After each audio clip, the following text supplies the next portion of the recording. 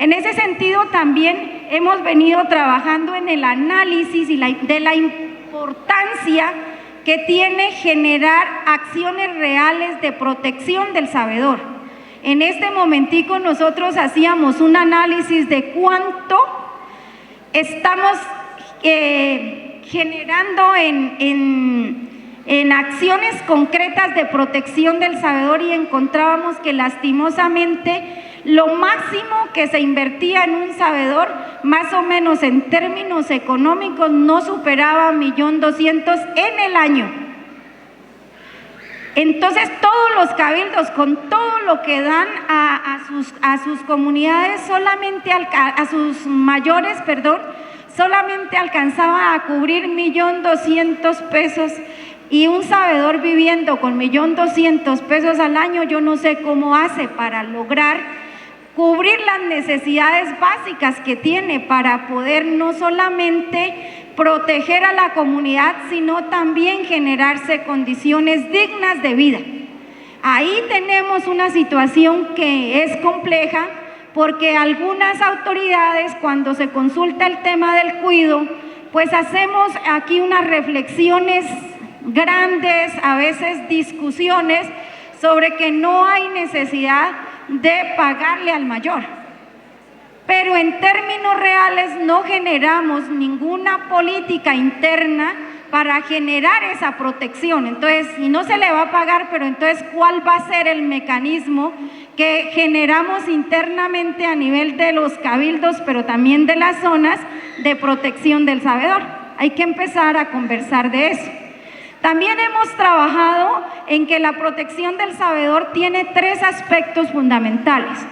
Por un lado, el mejoramiento de las condiciones de vida, es decir, el sabedor necesita una casa digna, un espacio productivo también, y eso es fundamental. A veces los mayores son los que viven en las peores condiciones en el territorio, y fuera de eso tienen que poner sus casas al servicio de las personas que llegan enfermas o que llegan desarmonizadas. Entonces ahí hay una necesidad de pensarnos en ese aspecto, cómo vamos cubriendo esas necesidades, y frente a eso hemos planteado una estrategia que ya les comentaremos. De igual manera, hay una protección que debe hacerla la IPS.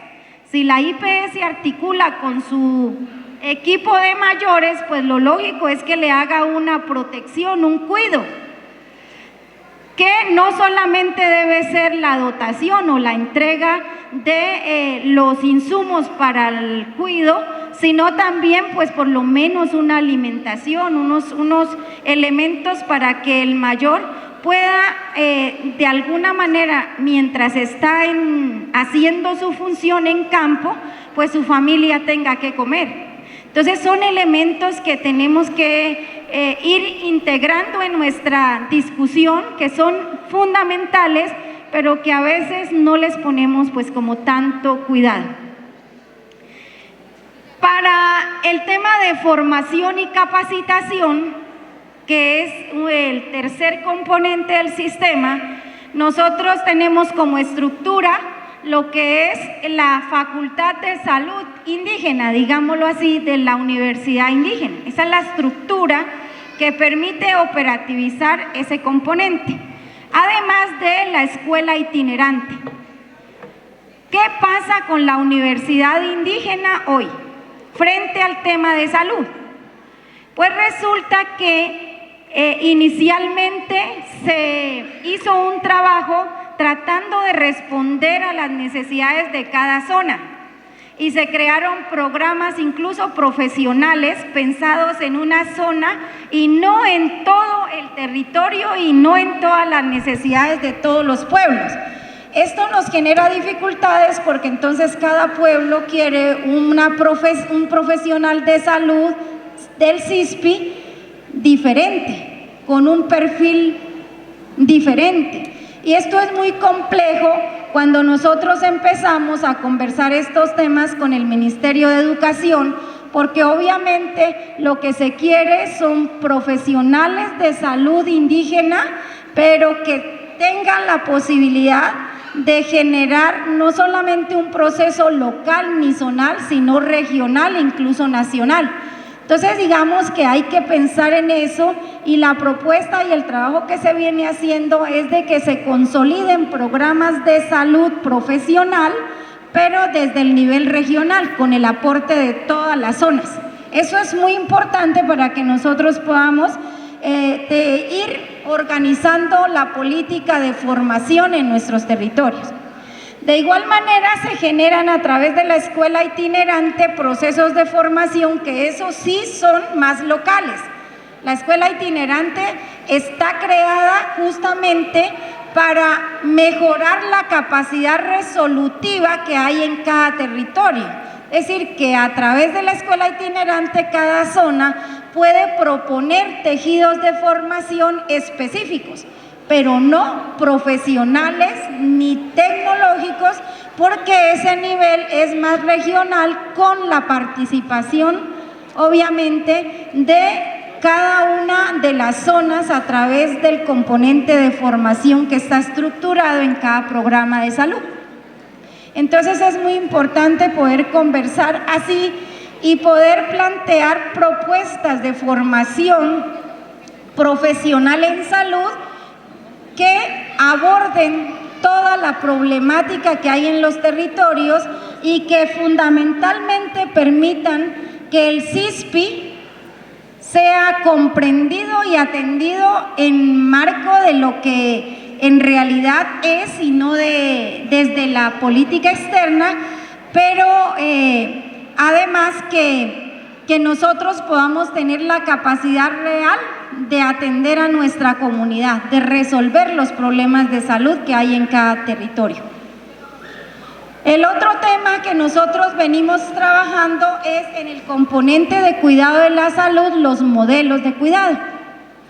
Este proceso ya lo vamos a mirar más adelante, pero quienes operativizan, quienes dan vida a los modelos de cuidado, son lo que hoy denominamos IPS indígenas, ¿cierto?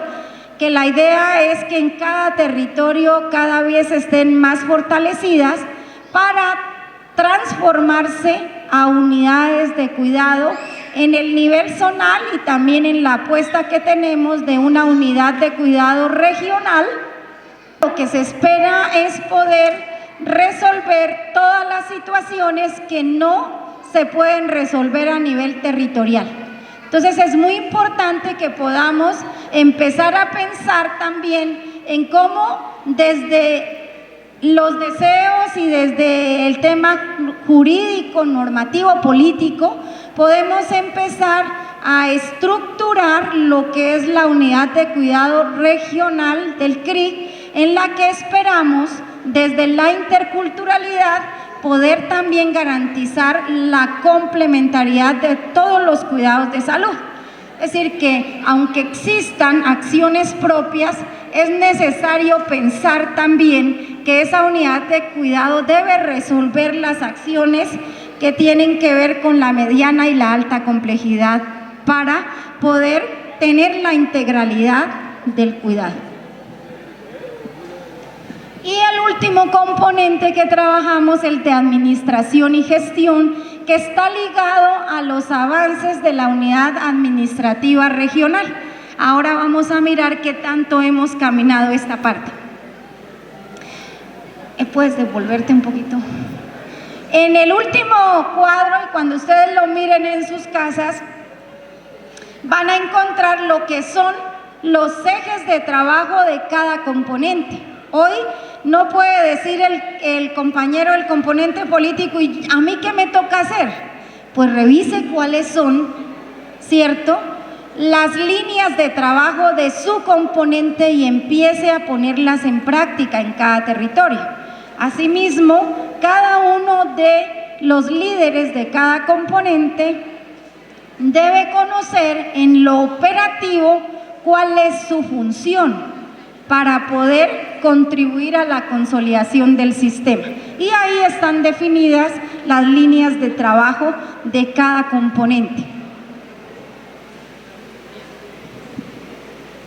Como les decía, Nosotros hicimos en este año y en el año anterior alrededor de 5 recorridos por todos los territorios.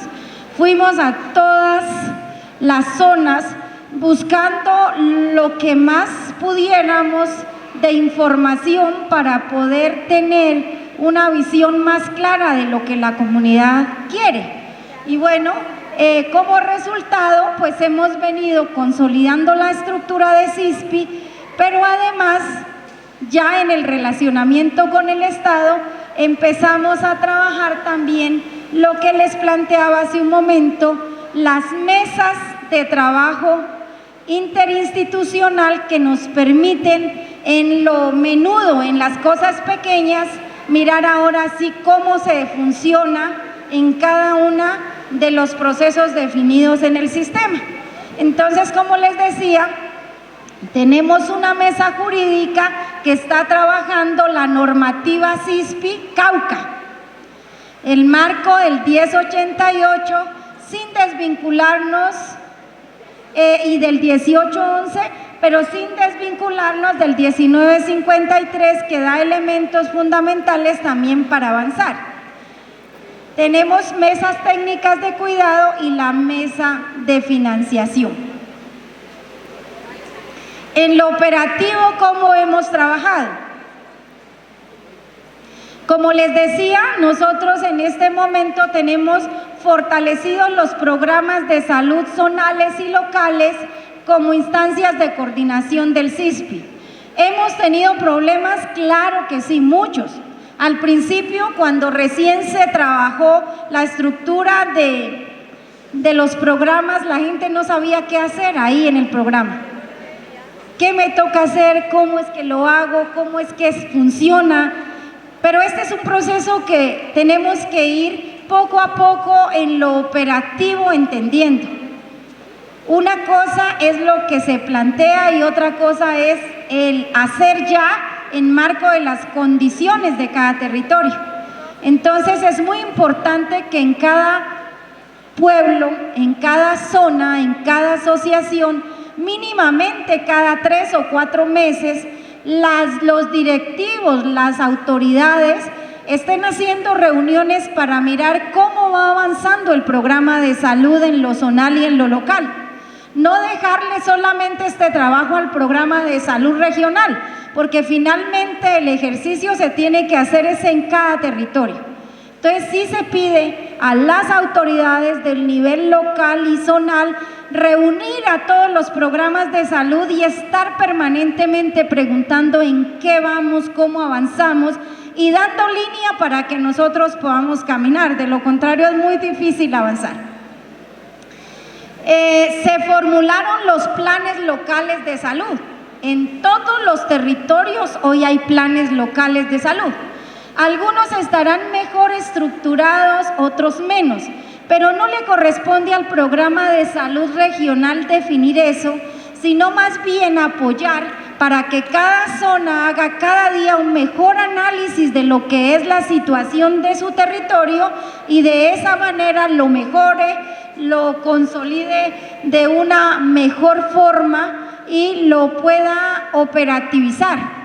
Obviamente que al principio es difícil unir todas las dinámicas de salud a nivel territorial, pero es un desafío que tiene cada pueblo que por lo menos su plan local de salud sea coherente con la realidad del territorio y esté planteado en términos de ayudar a resolver la problemática que se está planteando. Las zonas deben aprender a que sus estructuras de salud deben estar funcionando acorde a las dinámicas de los territorios. Nosotros desde acá no podemos decirles qué hacer, son los territorios los que deben orientar hacia acá cómo se debe hacer el trabajo y corregir en caso de que no estemos haciendo las cosas como ustedes consideran pertinente. No voy a decir qué mal porque nadie que está parado acá lo hace inconsciente o sin el deseo de tratar de consolidar un proceso en los territorios. pero hay cosas que a veces no se orientan adecuadamente y qué mejor que hacer reuniones periódicas para que se vaya retroalimentando el proceso y vamos mejorando aquello que tenga necesidad de corregir o de mejorar. Por otro lado, hemos venido trabajando en la estructuración del proceso de control, vigilancia y control en salud. Es decir, ningún sistema funciona si no tiene un buen sistema de vigilancia y control. De la forma que queramos, de acuerdo a nuestra ley de origen, a nuestra organización territorial, de nuestra dinámica propia, pero debe existir un mecanismo de vigilancia y control, y la idea es irlo pues consolidando. Y por otro lado, y ya lo miraremos más adelante, estamos trabajando en el ejercicio de transformación de las estructuras propias. ¿Cuáles son las estructuras propias? La EPS indígena es una estructura propia y las IPS indígenas son otra estructura propia. Las dos deben transformarse en marco del CISPI, pero ¿cómo hacerlo? Todos decimos que hay que hacerlo, lo que no hemos dicho es cómo. Y entonces buscar ese cómo es lo que nos ha generado dificultades, pero que poco a poco hemos ido encontrando pues el camino. Sigue. En el componente de sabiduría ancestral, el reto fundamental es que la puerta de entrada al cuidado de la salud sea la sabiduría ancestral. Pero si yo le preguntara a ustedes que están hoy aquí, cuando se enferman, ¿para dónde corren? Yo creo que un 70% iría primero al puesto de salud y luego iría al sabedor ancestral. De hecho, los indicadores de dónde acudimos más están orientados hacia el médico occidental.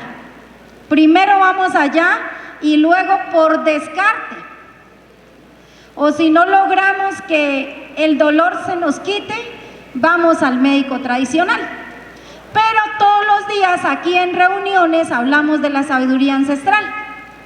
Entonces sí hay una contradicción interna en nosotros que tenemos que ir poco a poco revisando, porque si nosotros no empezamos a direccionar todo nuestro proceso de salud hacia el fortalecimiento de la sabiduría ancestral, pues el CISPI tiende a irse acabando, porque la base fundamental del sistema pues son los saberes y prácticas ancestrales de cada pueblo.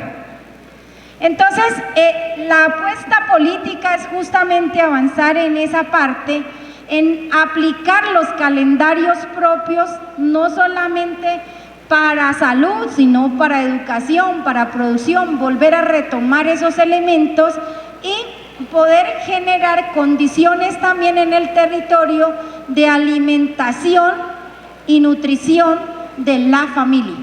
En estos elementos hemos venido trabajando en el sistema de salud para poder que nuestras estructuras de salud puedan hacer una buena orientación a la familia y poder entre todos ir generando ese buen vivir que queremos. Pero nosotros como salud desde acá no podemos ir a entregarles todos los insumos para la huerta, ni podemos ir a hacer la huerta, es muy difícil. Acompañamos el proceso, tenemos dinamizadores en territorio ayudando para que la familia tenga a alguien a quien consultarle cómo mejorar alguna situación, pero la responsabilidad fundamental está allá en el territorio, en la familia, en la estructura organizativa en general. Es un ejercicio que se logra con la participación de todos. En sabiduría ancestral, entonces, les comentaba hace un rato que están los consejos de sabedores estructurados en todos los territorios. Ningún territorio está sin su consejo de sabedores. Se definió un total de 2.690 sabedores. Sin embargo, ahí también hay que mirar un poco lo que es los censos de sabedores. Compañeros, tenemos zonas que tienen 900, 1000 sabedores y hay zonas que tienen 20, 30 sabedores. En eso hay que mirar bien, porque hay momentos en que cuando se pide un censo de sabedores se incluye una cantidad de personas que no son sabedores, incluso promotores de salud, agentes comunitarios se incluyen como sabedores.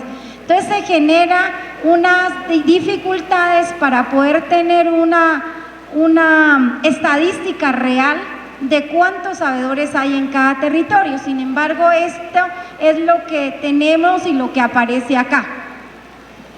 Se han caracterizado 564 sitios sagrados en todos los territorios, refiriéndonos a sitios sagrados, a los espacios de gran potencial espiritual, sin dejar de ver que hay muchos espacios que pueden potencializarse para desarrollar todas las prácticas espirituales ancestrales de los diferentes pueblos. En ese sentido, lo que se ha observado y lo que se evaluó es que solamente de esos 564 sitios identificados se ha hecho cuidado, protección física y espiritual en un 30%, o sea que todavía nos falta mucho, nos falta trabajarle mucho a ese proceso de protección física y espiritual de los territorios y especialmente de los sitios sagrados.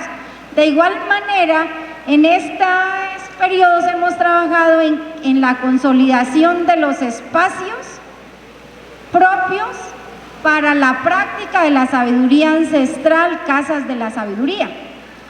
La idea nuestra era que, de acuerdo a la dinámica de cada territorio, por lo menos en cada resguardo hubiera una casa de la sabiduría en la cual se pueda conversar, por lo menos así no se hagan todas las prácticas de medicina propia, por lo menos sean espacios en los cuales la comunidad se pueda reunir con los mayores a conversar sobre los diferentes temas de salud y otros temas que se requieran.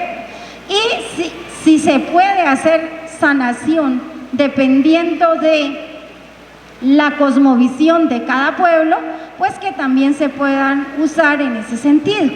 Entonces, hasta el momento tenemos en un diagnóstico realizado 45 casas de la salud construidas, o sea que nos quedan faltando un buen número. Si pensamos en los 139 territorios y en las zonas, en las asociaciones, porque no todas las asociaciones tienen su casa de sabiduría o de fortalecimiento espiritual. De igual manera, algunas zonas más que otras han trabajado en el fortalecimiento de las huertas de medicina tradicional. Algunas zonas tienen ya unos espacios exclusivos para la producción de plantas a partir de las prácticas tradicionales de cada pueblo y que le sirven también para hacer la transformación de plantas. No todas las zonas han avanzado en ese proceso, pero sí se ha logrado que algunas zonas en su ejercicio propio o con el apoyo de los programas han podido desarrollar este proceso. Es muy importante que nosotros no confundamos lo que es el trabajo del mayor, del sabedor ancestral, con la transformación de las plantas medicinales. Recordemos que la transformación de las plantas medicinales es más un proceso de apoyo al ejercicio del médico tradicional, de apoyo a la familia. A veces la familia no puede acceder directamente a una planta, a un producto, porque no vive en una zona donde haya ese producto o porque ya no hay. Y qué bueno que se lo podamos garantizar si lo necesita para mejorar su condición de salud. Por eso se transforma. Pero otra cosa muy diferente es pensar que con la transformación se pueda hacer como una homologación, un reemplazo de lo que hace el médico tradicional. No, lo del mayor maneja directamente él de acuerdo a su saber, a su don, y nada tiene que ver con la transformación de plantas. aunque en la mayoría de las zonas el mayor es el que orienta la transformación de las plantas. Eso es muy importante poderlo aclarar porque algunas zonas tienen como algunas preocupaciones frente al tema de transformación. Para el manejo del COVID, y yo lo he reiterado en varias oportunidades, se trabajó bastante durante el año pasado y creo que fue una de las más satisfactorias prácticas que se tuvieron, pero además más efectivas prácticas para el control de la desarmonía por COVID. Los mayores dieron ejemplo con todo el trabajo que hicieron en territorio, que la sabiduría ancestral es una fuerza grande que tienen las comunidades para protegerse. Así que digamos que la idea es continuar ese proceso de consolidación de la sabiduría ancestral. Sigamos, ya les había hablado de la necesidad de seguir fortaleciendo los procesos de formación en los territorios y digamos que durante este periodo se avanzó en otra estrategia que es la información y la comunicación. Nosotros veníamos trabajando el CISPI, pero no habíamos hecho una buena difusión en territorio.